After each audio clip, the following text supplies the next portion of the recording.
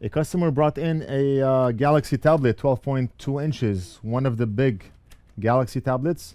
It's actually a Note, so it does have the pen on the side. This is the SM-P900 model. Now the tablet works, everything is good except for Wi-Fi and Bluetooth. Wi-Fi and Bluetooth buttons are grayed out, so you can't turn them on.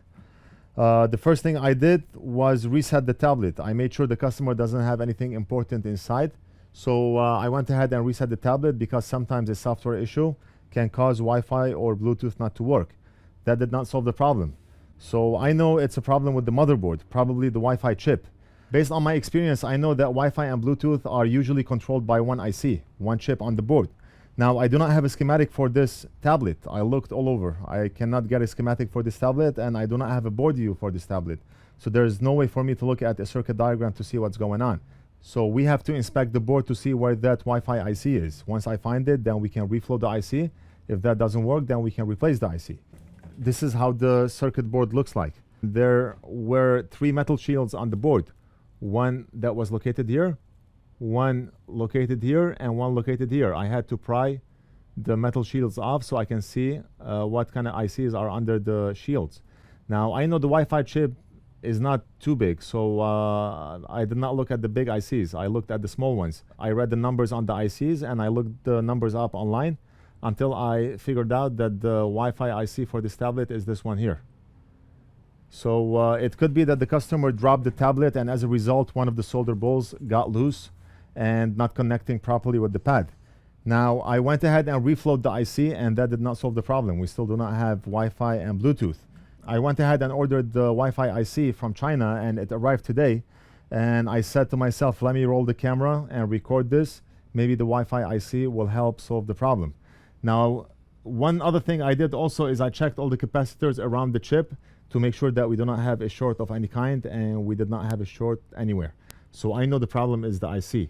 Let's go ahead and change it and see if that will solve our Wi-Fi and Bluetooth problem.